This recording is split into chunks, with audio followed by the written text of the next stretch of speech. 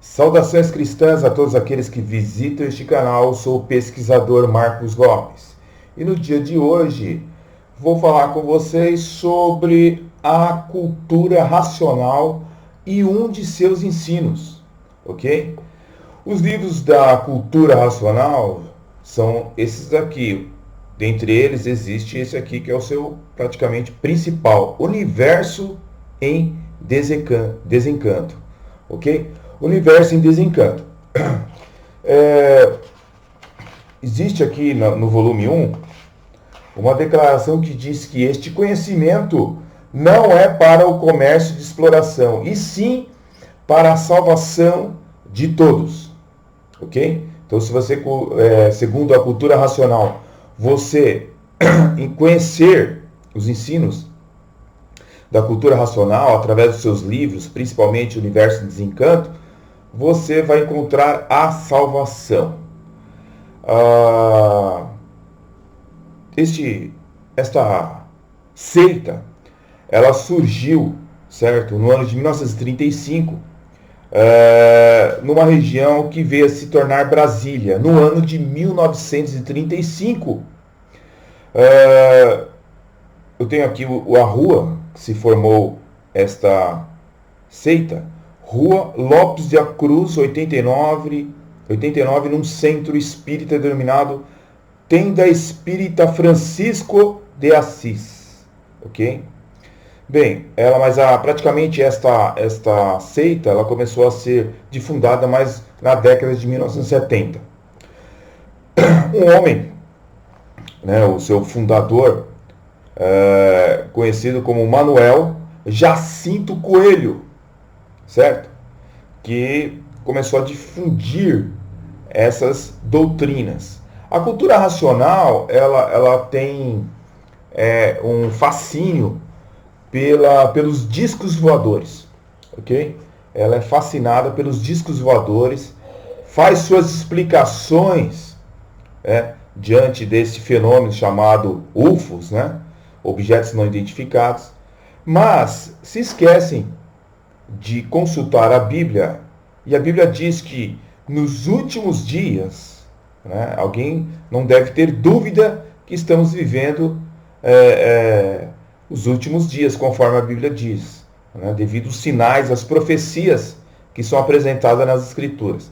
Mas a Bíblia diz que nos últimos dias haveriam sinais característicos de prodígios mentirosos, certo? Fenômenos no céu, que realmente iam fascinar as pessoas. E certamente o disco voador ele pode ser muito bem identificado como um desses sinais, certo? A Bíblia diz em 2 Tessalonicenses capítulo 2, versículo 9,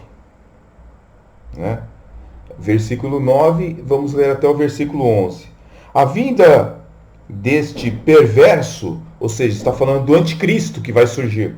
A vinda deste perverso é segundo a ação de Satanás, com todo o poder e sinais e maravilhas enganadoras. Ele fará uso de todas as formas de engano da injustiça para os que estão perecendo, portanto rejeitaram o amor da verdade que os poderia salvar. Por essa razão, Deus lhe envia um poder sedutor, a fim de que creiam na mentira.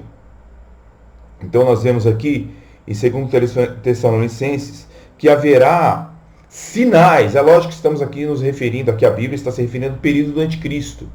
Mas haveria sinais nos céus também que vão seduzir as pessoas, e as pessoas elas vão ser enganadas pelo anticristo.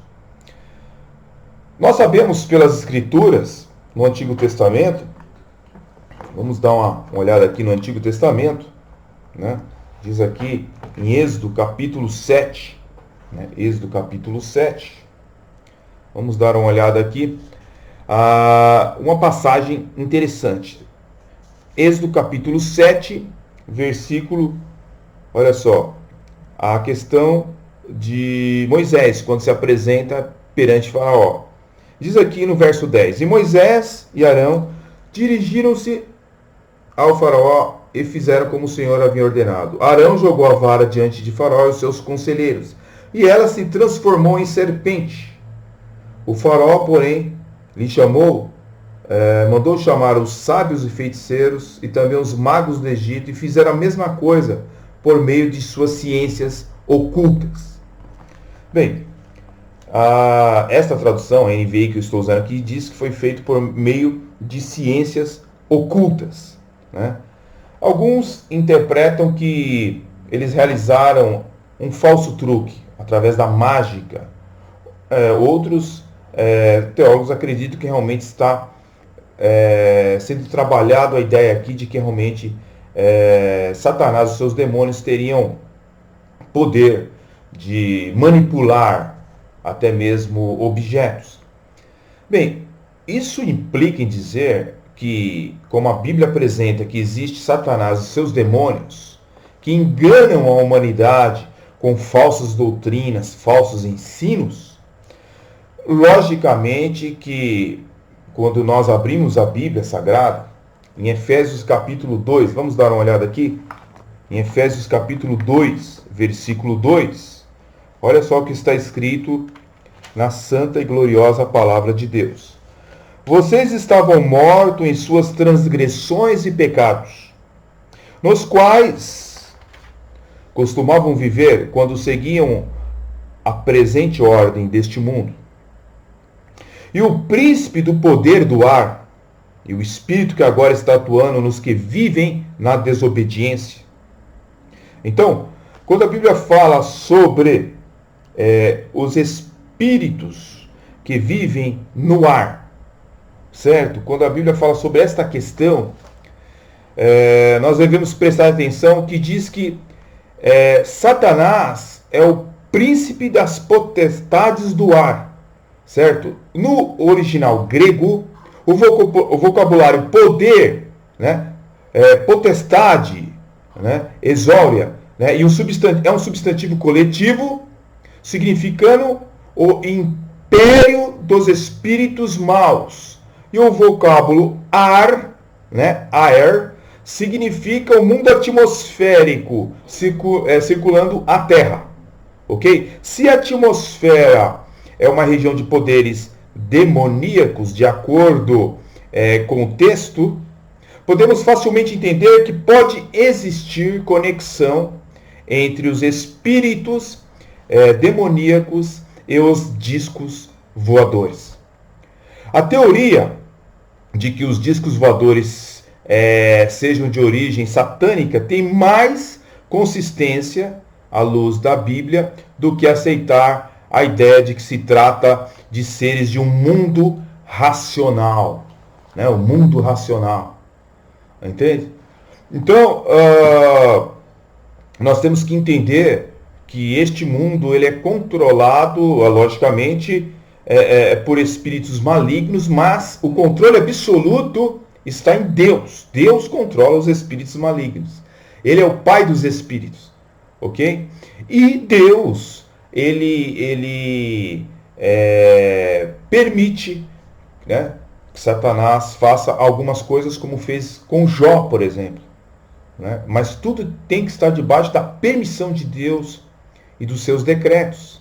Então, o mundo racional ensinado aqui, né, pelo seu líder, ele esquece de que existe espíritos malignos, terríveis, certo? E isso é uma grande realidade, né?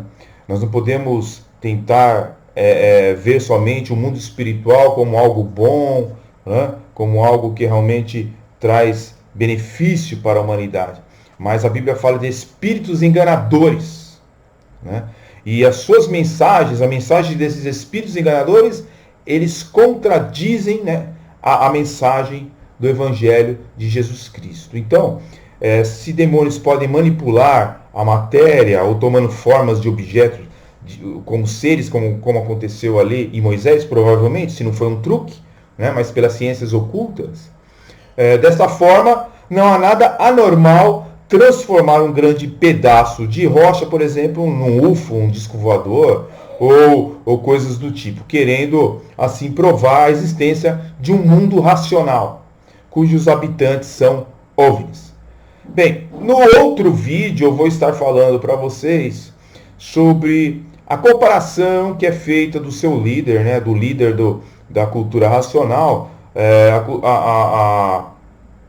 a comparação que é feita de Manuel Jacinto Coelho, certo, com Jesus Cristo.